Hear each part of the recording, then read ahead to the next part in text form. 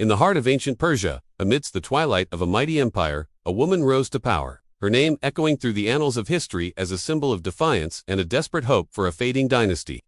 This is the story of Boran, the last Sasanian queen, who ascended the throne in a time of chaos, betrayal, and impending doom. For over 4 centuries, the Sasanian Empire had been a beacon of civilization, a rival to Rome and Byzantium, its influence stretching from the edge of India to the shores of the Mediterranean. But by the early 7th century, this once glorious empire was teetering on the brink of collapse. Decades of brutal warfare with the Byzantine Empire had exhausted its armies and emptied its treasuries. A devastating plague had swept through its lands, decimating the population, and a bitter civil war, fueled by ambitious nobles and feuding factions, had torn the royal family apart. It was into this maelstrom that Boran was born. As the daughter of Khosrow II, one of the last great Sasanian kings, she grew up in the opulent palaces of Ctesiphon, witnessing firsthand the splendor and the subsequent decay of her father's reign. Her childhood was one of privilege, but it was overshadowed by the growing instability that threatened to consume everything she knew. The crisis reached its peak when her own father, Khosrow II, was overthrown and executed in a coup led by his son Kavad, to Boran's own brother. This act of patricide sent shockwaves through the empire and unleashed a bloody cycle of succession. Kavad II, racked with paranoia, proceeded to execute nearly all of his male relatives to secure his throne, but his reign was short-lived. Just a few months later, he too succumbed to the plague, leaving a power vacuum that plunged the empire even deeper into anarchy. In the chaotic years that followed, the throne became a deadly game of musical chairs. A succession of child kings and usurping generals were propped up and swiftly toppled by rival aristocratic houses.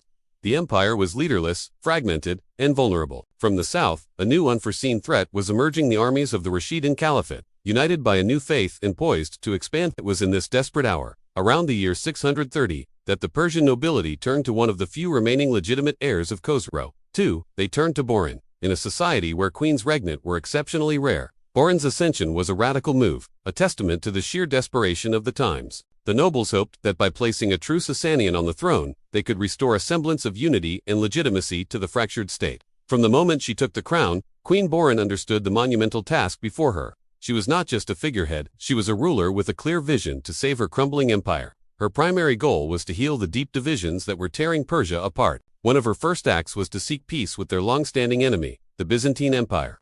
She sent an embassy to Emperor Heraclius, ending the generations of conflict that had bled both empires dry. This was a masterstroke of diplomacy, showing her commitment to stability over conquest. Domestically, Boran worked tirelessly to centralize power and restore justice. She minted coins bearing her image, a powerful assertion of her authority. On these coins, she was depicted in the traditional regalia of a Sasanian monarch, but with a distinctly feminine profile or clear message that a woman was now in command.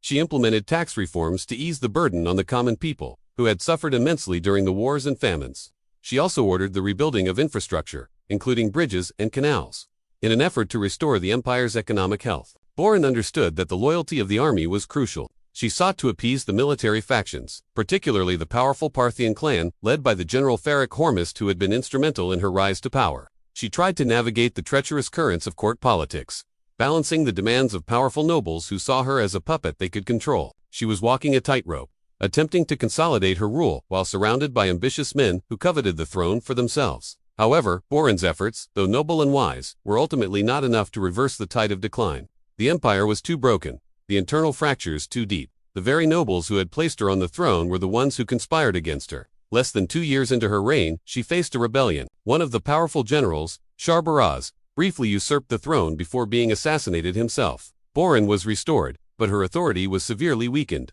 The final blow came from within her own court. The powerful general Rostam Farrukhzad, a key figure in the Sasanian military, eventually turned against her. The exact circumstances of her downfall are murky, shrouded in the chaos of the era, but historical accounts suggest she was either deposed or assassinated in 632. Her reign, a brief but brilliant flash of hope, was extinguished. After Boran's death, the empire fell back into complete disarray.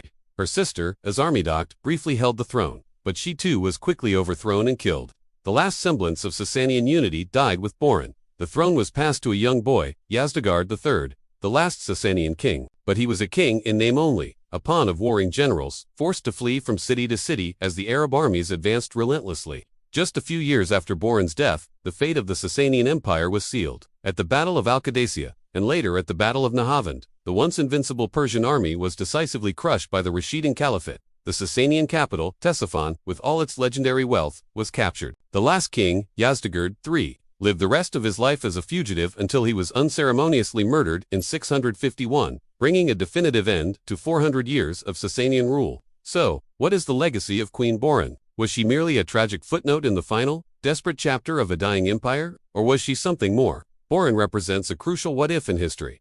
What if she had been given more time? What if the nobility had united behind her instead of plotting for their own gain? Could her wisdom and diplomacy have saved the Sasanian Empire from its inevitable collapse? We will never know, but her story is a powerful reminder that even in the darkest of times, leaders can emerge who strive for peace, justice, and unity. She was a woman who dared to rule in a man's world, who fought to mend a broken nation against impossible odds. Queen Boran may have been the last Sasanian queen, but her reign, however brief, was a courageous final stand, a symbol of the greatness that was, and a poignant glimpse of what might have been. Her name deserves to be remembered not as a failure, but as a beacon of resilience in the face of destiny. Thank you for watching.